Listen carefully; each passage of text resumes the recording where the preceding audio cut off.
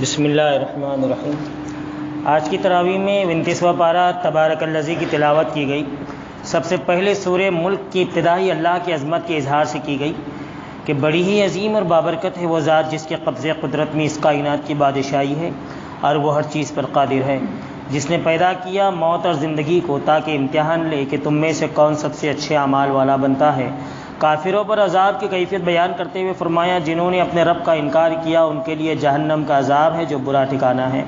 جب اس میں پھینکے جائیں گے دہاڑنے کی آوازیں سنیں گے، وہ جوش کھا رہی ہوں گی، شدت غضب سے پھٹی جاتی ہوں گی۔ ہر بار جب کوئی گروہ ڈالا جائے گا اس کے داروغہ پوچھے گا کیا تمہارے پاس کوئی ڈرانے والا نہیں آیا تھا؟ وہ کہیں گے کہ آیا تھا مگر ہم نے اسے جھٹلا دیا اور کہہ دیا کہ خدا نے کچھ نہیں اتارا، تم ہی لوگ بھٹکے ہوئے ہو۔ یہ بھی کہیں گے کہ کاش اگر ہم سنتے سمجھتے تو اس طرح جہنمی نہ ہوتے۔ اس طرح وہ اپنے قصور کا اعتراف کر لیں گے۔ لعنت ہے دوزخیوں پر۔ رہے وہ لوگ جو اندھے کے خدا سے ڈرتے ہیں ان کے لیے مغفرت اور بڑا اجر ہے۔ تم چپکے سے بات کرو یا بلند آواز سے، اللہ کے لیے برابر ہے، وہ تو دلوں کے بھید تک جانتا ہے۔ کیا وہی نہ جانے گا جس نے پیدا کیا؟ وہ تو بہت ہی باریک بھی اور باخبر ہے۔ نافرمانوں کو للکارا ہے کیا تم بے خوف ہو گئے ہو کہ اب تمہیں زمین میں دھسانے والا، آسمان سے پتھراؤ کرنے والا عذاب نہیں آ سکتا؟ بتاؤ تمہارے پاس وہ کون سا لشکر ہے جو خدا رحمان کے مقابلے میں تمہاری مدد کر سکے؟ بتاؤ وہ کون ہے جو تمہیں روزی دے سکے اگر وہ اپنی روزی روک لے؟ ان سے پوچھو اگر تمہارا یہ پانی زمین میں اتر جائے تو کون ہے جو تمہارے لیے یہ صاف و شفاف پانی نکال کر لائے؟ کہہ دو وہ رحمان ہیں، ہم اس پر ایمان لائے ہیں اور اسی پر ہم نے بھروسہ کیا ہے۔ تم عنقریب جان لو گے کھلی ہوئی گمراہی میں کون ہے۔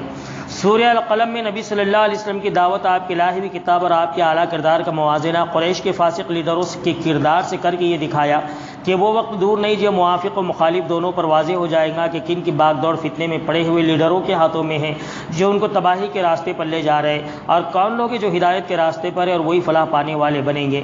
نبی صلی اللہ علیہ وسلم کے متعلق گواہی دی کہ آپ ایک اعلیٰ کردار پر ہے اور قریش کا کردار بتایا کہ یہ لوگ جھوٹی قسمیں کھانے والے، ذلیل، اشارہ باز، نیکیوں سے روکنے والے، حد سے تجاوز کرنے والے، لوگوں کا حق مارنے والے، سنگ دل اور شیخی باز ہیں، اور یہ سب اس لیے کہ اللہ نے انہیں مال اور اولاد عطا کر دی ہے۔ اس موقع پر ایک باغ والوں کی مثال دے کر سمجھایا کہ اس دھوکے میں نہ رہو کہ اب تمہارے عیش میں کوئی خلل ڈالنے والا نہیں۔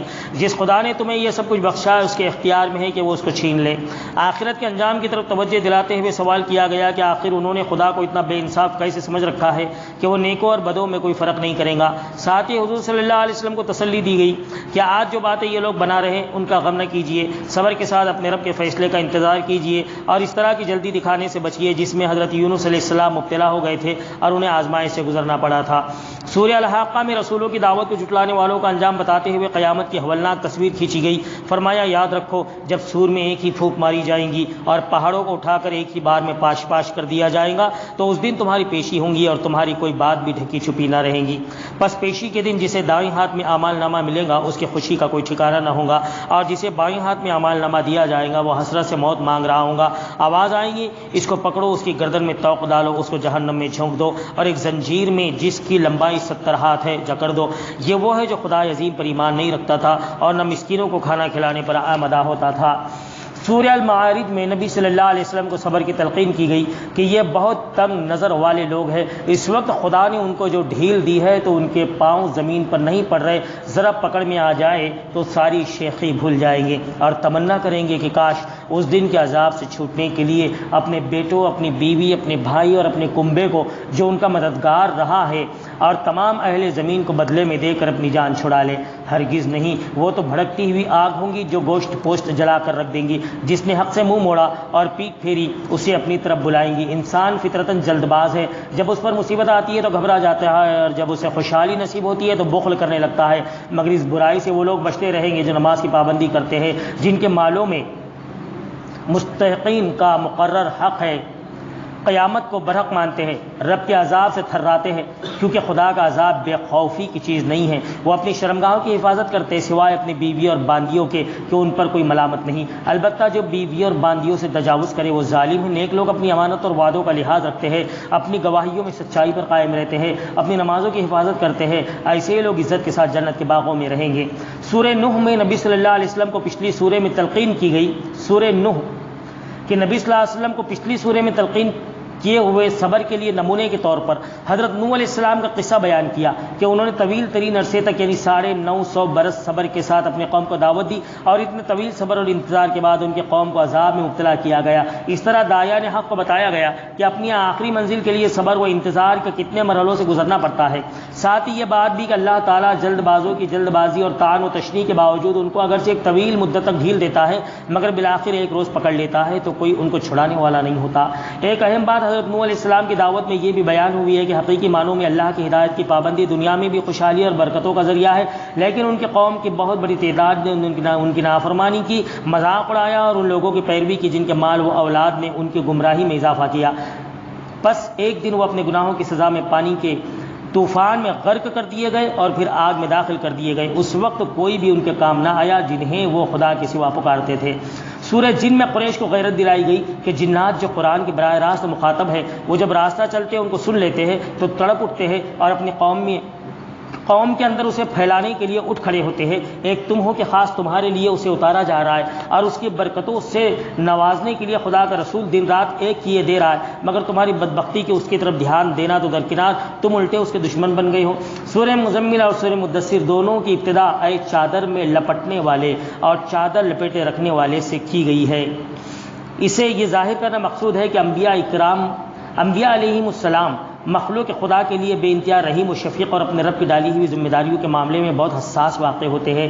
وہ اپنی جان توڑ کوششوں کے باوجود جب دیکھتے ہیں کہ لوگوں کی دشمنی ان سے بڑھتی جا رہی ہے تو انہیں یہ خیال ہوتا ہے کہ کہیں انہی کے کام میں تو کوتاہی نہیں، اور یہ فکر ان کو بہت غمزدہ کر دیتی ہے، اور وہ چادر میں سمٹ کر اپنے ماحول سے کنارہ کشی اختیار کرتے ہوئے اندر ہی اندر کوتاہیوں کی تلاش شروع کر دیتے ہیں۔ سورہ مزمل میں چادر اوڑھنے والے کے پیارے لفظ سے نبی صلی اللہ علیہ وسلم کو خطاب کرتے ہوئے اس حالت سے نکلنے کا راستہ بتایا گیا کہ رات کے وقت اللہ کے حضور قیام کا اہتمام کرو، اس میں ٹھہر ٹھہر کر قرآن پڑھو، اس سے دل کو ٹھہراؤ ملے گا اور دماغ کو بصیرت حاصل ہوں گی اور آگے کی ذمہ داریوں کا بوجھ اٹھانے کی اہلیت پیدا ہوں گی۔ سورہ مدثر میں بھی اسی لقب سے پکار کر ہدایت کی کہ بس چادر اتار پھینکو اور لوگوں کو ڈرانے اور خبردار کرنے کے لیے کمر بستہ ہو جاؤ، اٹھ کھڑے رہو، اپنے رب کی بڑائی بیان کرو، اپنے دامن کو ہر قسم کے غبار سے پاک رکھو اور اپنی جدوجہد جاری رکھو، مخالفتوں کے باوجود حق پر ڈٹے رہو، اللہ تعالیٰ آپ کی کوششوں کا نتیجہ ضرور ظاہر فرمائیں گا۔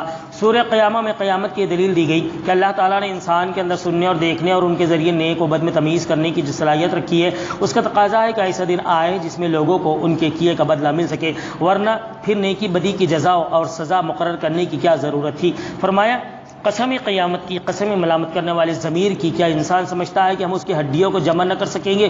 کیوں نہیں، ہم تو اس کی انگلیوں کی پور تو تک ٹھیک بنا دینے پر قادر ہے۔ اصل میں انسان چاہتا ہے کہ وہ بدعملیاں کرتا رہے، پوچھتا ہے قیامت کب آئیں گی، کب آنکھیں پترا جائیں گی، چاند بے نور ہو جائیں گا، سورج چاند ملا کر ایک کر دیے جائیں گے۔ اس وقت انسان ہی کہے گا کہ کہیں بھاگ کر چلا جائے، ہرگز نہیں، وہاں کوئی جائے پناہ نہ ہوں گی، اس دن بس تیرے رب کے سامنے ہی ٹھہرنا ہوگا۔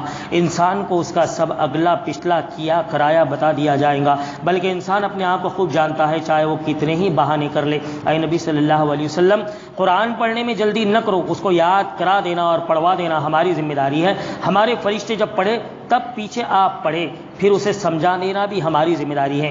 تم لوگ دنیا کو پسند کرتے ہو، آخرت کو بھولے بیٹھے ہو۔ اس روز کچھ چہرے تر و تازہ ہوں گے، اپنے رب کو دیکھ رہے ہوں گے، کچھ چہرے اداس ہوں گے، سمجھ رہے ہوں گے کہ ان کے ساتھ برا برتاؤ کیا جائے گا۔ ہرگز نہیں، جب جان حلق میں اٹک جائے اور کہا جائے کوئی ہے علاج کرنے والا، اور سمجھ میں آ جائے گا کہ اب دنیا سے رخصت ہونا ہے، پنڈلی کھنچ جائے، وہ دن ہوگا تیرے رب کی طرف روانگی کا۔ مگر اس نے ان باتوں کو نہ سچ مانا، نہ نماز پڑھی، بلکہ جھٹلایا اور چلا گیا، پھر اکڑتا ہوا گھر والوں کی طرف چل دیا۔ یہی رویہ تیرے لائق ہے، ہاں یہی روش تجھے زیب دیتی ہے۔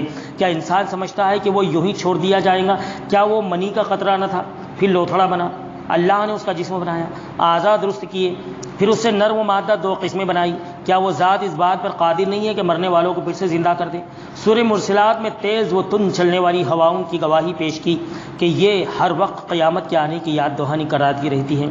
جب اللہ ان کی لگام چھوڑ دیتا ہے تو یہ اندھا دھن غبار اڑاتی بادلوں کو پھیلا دیتی ہے، کہیں پانی برسا کر تباہی برپا کر دیتی ہے اور کہیں سے بادلوں کو اڑا لے جا کر لوگوں کو تباہی سے بچا لیتی ہے۔ اس طرح کئی نافرمانی کے عذاب میں مبتلا کیے جانے کی یاد دہانی کراتی ہے اور کئی اللہ کی شکر گزاری، اللہ کی ربوبیت اور آدمی کی جواب دہی کی ذمہ داری کو یاد دلاتی ہے۔ بس اسی طرح ایک دن آسمان پھٹ پڑے گا، پہاڑ ریزہ ریزہ ہو جائیں گا، وہی دن فیصلے کا دن ہوگا، یعنی قیامت کا دن۔ جھٹلانے والوں سے کہا جائے گا چلو اس دھوئیں کی طرف جو 3 طرفوں میں چھپا ہوا ہے، اور بس وہی طرف بچی ہوئی ہوں گی جس طرف مجرموں کو رگت کر لایا جا رہا ہوگا۔ یہ ہے فیصلے کا دن۔ ہم نے تم کو بھی اور تم سے پہلے لوگوں کو بھی آج جمع کر لیا ہے، تو کیا ہے آج تمہارے پاس بچاؤ کے لیے کوئی داؤں؟ یہاں جب ان سے کہا جاتا ہے کہ اپنے رب کے آگے جھکو تو نہیں جھکتے، اب اس کے بعد یہ کس چیز پر ایمان لائیں گے؟